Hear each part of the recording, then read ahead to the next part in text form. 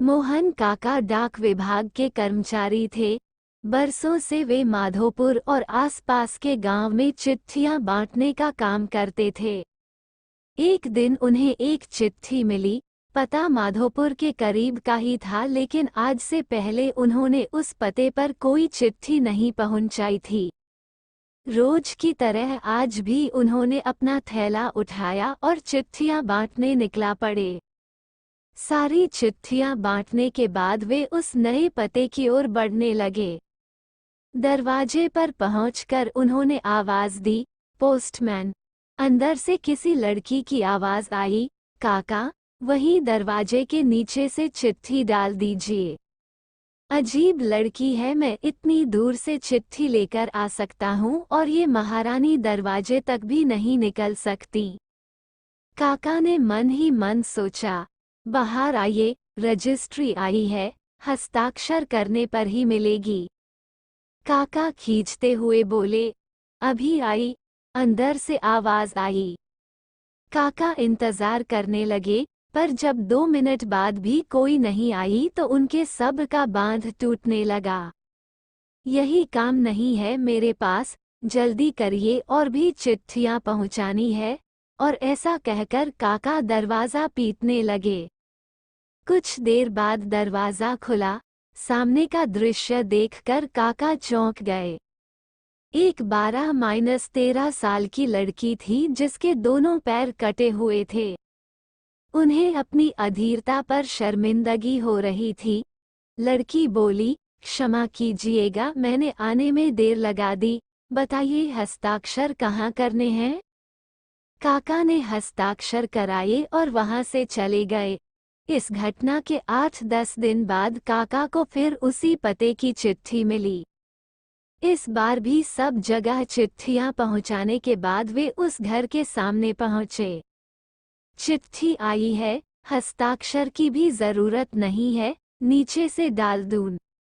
काका बोले, नहीं नहीं, रुकिए, मैं अभी आई। लड़की भीतर से चिल्लाई। कुछ देर बाद दरवाजा खुला। लड़की के हाथ में गिफ्ट पैकिंग किया हुआ एक डिब्बा था। काका, लाइए मेरी चिट्ठी और लीजिए अपना तोहफा। लड़की मुस्कुराते हुए बोली, इसकी क्या जरूरत है बेटा? काका संकोचवश उपहार लेते हुए बोले।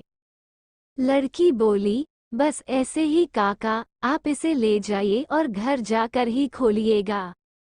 काका डिब्बा लेकर घर की ओर बढ़ चले। उन्हें समझ नहीं आ रहा था कि डिब्बे में क्या होगा। घर पहुंचते ही उन्होंने डिब्बा खोला और तोहफा देखते ही उनकी आंखों से आंसू टपकने लगे। डिब्बे में एक जोड़ी चप्पलें थीं। काका बरसों से नंगे पांव ही चिट्ठियां बांटा करते थे, लेकिन आज तक किसी ने इस ओर ध्यान नहीं दिया था। ये उनके जीवन का सबसे कीमती तोहफा था। काका चप्पलें कलेजे से लगाकर रोने लगे। उनके मन में बार बार एक ही विचार आ रहा था, बच्ची ने उन्हें चप्पलें तो दे दी, पर वे उसे पैर कहाँ से लाकर देंगे? दोस्तों, संवेदनशीलता या सेंसिटिविटी एक बहुत बड़ा मानवीय गुण है। दूसरों के दुखों को महसूस करना और उसे कम करने का प्रयास करना एक महान काम है।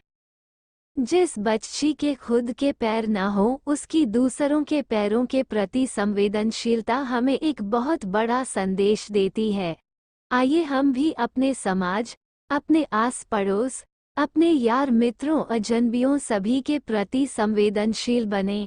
आइए हम भी किसी के नंगे पांव की चप्पलें बने और दुख से भरी इस दुनिया में कुछ खुशियां फैलाएं।